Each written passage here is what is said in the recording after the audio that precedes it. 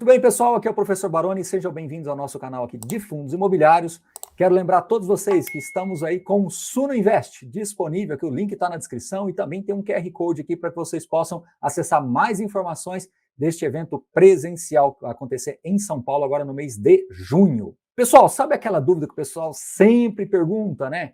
Quanto que eu tenho que ter de fundo de tijolo? Quanto que eu tenho que ter de fundo de papel? Sempre tem aquela perguntinha, qual é o percentual de cada um? Olha só esses dois gráficos que eu vou compartilhar com vocês agora. Muito interessante. Como é que era o IFIX há 10 anos atrás e como é que é o IFIX hoje. Então, há 10 anos atrás, 89% dos fundos que compunham o IFIX eram fundos de tijolos.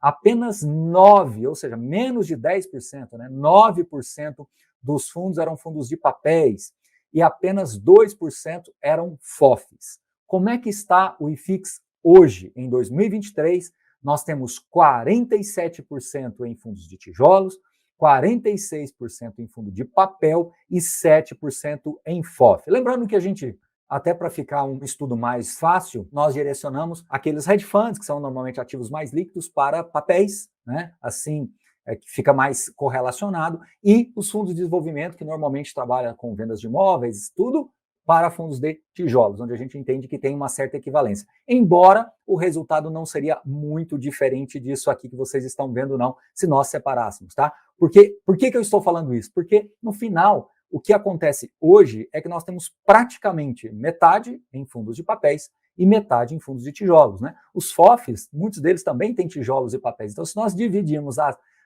estratificarmos melhor os FOFs, a gente vai chegar em uma coisa também parecida com isso, metade papel e metade tijolo. Bom, Baroni, então você está querendo me dizer que a melhor carteira seria essa, metade papel, metade tijolo? Não necessariamente.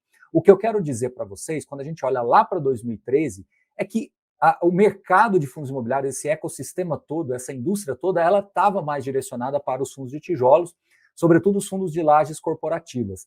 O que aconteceu nesses últimos 10 anos foram vários movimentos de você ter mais tipos de fundos, você ter outros setores, você ter novos gestores, você ter mais opções de investimentos. E isso fez com que realmente o mercado ficasse mais dividido. Então, o que é que você precisa olhar para esse gráfico e olhar para a sua carteira? É para saber se a sua carteira tem uma certa correlação com o que está o mercado hoje, né? Então, o mercado hoje ele é mais dividido entre papel e tijolo. Isso quer dizer que você tem que ficar mais dividido também? Olha, é uma boa diretriz, Agora, se você é uma pessoa que já investe há mais anos, talvez você vai ter um pouco mais de exposição em tijolos, justamente pelo fato de você já investir há mais tempo e ter algumas opções que já estão consolidadas há mais tempo na sua carteira. Outro ponto que é muito importante de trazer para vocês aqui como uma reflexão é o seguinte: qual é a carteira sua fora do ambiente de fundos imobiliários, né? Porque se você já tiver uma carteira muito exposta, por exemplo, a ações, a outros tipos de investimentos, mesmo que você tenha mais fundos de papéis, não vejo tanto problema assim. Agora, se você tem muita renda fixa, muito ativo de renda fixa, aí de repente você vai ter que balancear um pouquinho mais para os fundos de tijolos para ter uma outra exposição em renda variável, em ativos que possam te trazer algum retorno mais interessante no longo prazo. Então veja como nós não temos aqui respostas absolutas, mas nós temos algumas diretrizes, e eu acho que esses dois gráficos são dois retratos muito importantes para você observar, né? Olhando para o passado, como o mercado veio mais para esse ambiente de fundos de recebíveis, justamente porque é onde você tem maior facilidade, ou é mais fácil de você estruturar essas operações Brasil afora. No caso dos fundos de tijolos, a negociação direta de um imóvel aqui, outra ali, ela é mais onerosa, demora mais tempo, ela tem que ser muito bem originada ali, você tem que realmente fazer todo o desenvolvimento da estrutura, você tem que casar tudo isso com uma emissão de cotas também. Então, o fundo de tijolo ele acaba tendo maior dificuldade de crescimento. Por isso que eu vejo que hoje esse gráfico fica mais dividido. Baroni, vamos tentar agora falar para o futuro. Você acredita que no futuro pode ter de novo uma coisa mais parecida com 2013? Ou você acredita que os fundos de papéis vão realmente pegar mais ainda espaço dos fundos de tijolos? Eu acredito que não. Eu acho que o desenho de 2023 aqui é o que possivelmente deve acontecer de agora em diante. A gente vai ter a hora que talvez o tijolo vai estar um pouquinho mais, hora um pouquinho mais o papel, mas eu acho que pelo que eu vejo do mercado de fundos imobiliários hoje, me parece que seja uma tendência natural você ter uma coisa mais dividida mesmo, até porque tem horas que é mais favorável você crescer o fundo de tijolo, tem hora que fica mais favorável você crescer o fundo de papel, então isso vai deixando o mercado mais dividido naturalmente. A sua carteira, ela pode ter mais uma coisa do que outra?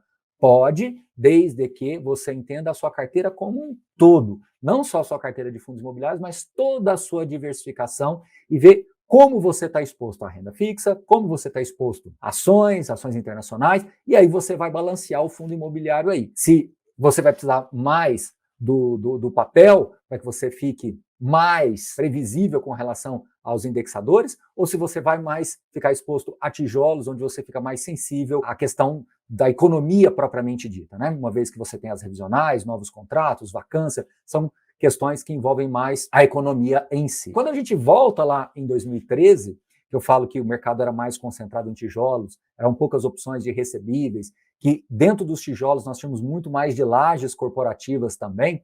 Então veja como o mercado se adaptou. Então eu acredito que de 2013 para 2023 foi mais do que uma evolução, mas foi também uma adaptação à realidade dos investidores. Então hoje nós temos uma capacidade muito maior de entender que o nosso mercado funciona mais parecido com esse gráfico de 2023 do que de 2013. Mas veja, isso pode mudar, isso pode ter alguma diferença assim pelos próximos 10 anos? Pode ser que sim, mas em linhas gerais, eu acredito que os fundos imobiliários, o desenho de 2023, ele se parece mais com o futuro, tá?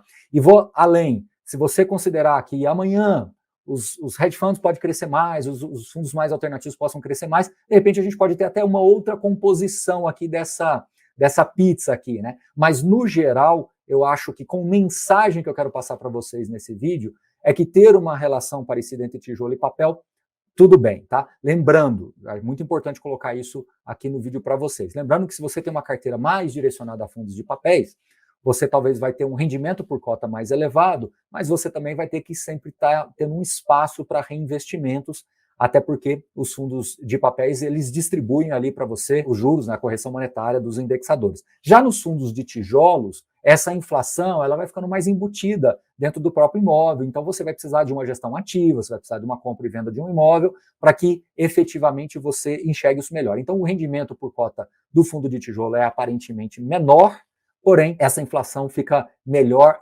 defendida no patrimonial. Por isso que é importante você entender também a dinâmica dos dois fundos e que, no final das contas, eles se assemelham em alguns aspectos no longo prazo, tá certo? Baroni, e se minha carteira tiver um pouquinho mais de tijolo do que papel? Isso quer dizer o quê?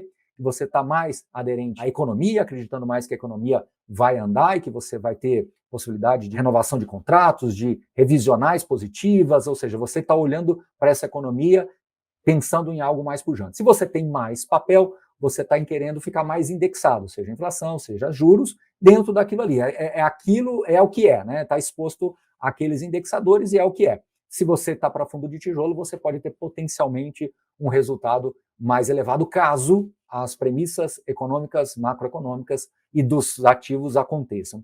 Então, até para você também tirar um pouco desse peso de decisão, ora você pode estar mais pesado um pouquinho em tijolo, ora mais um pouquinho em papel, ora você vai estar mais dividido. Não existe uma regra muito absoluta. Mas, para finalizar o vídeo, como diretriz, olhe sempre o IFIX. O IFIX ele vai nos dar uma diretriz, vai nos dar um norte ali, né, uma bússola de como é que o mercado está se compondo. E essa composição de mercado ela é importante porque ela reflete, sim, na composição da sua carteira de alguma forma, tá certo? Então, muito importante esse detalhe final aqui do vídeo, tá certo? Mais uma vez, quero lembrar a todos vocês, Suno Invest, um evento presencial que acontece em São Paulo, link está na descrição e o QR Code está na tela também, tá certo? Um grande abraço a todos vocês e até o próximo vídeo. Valeu!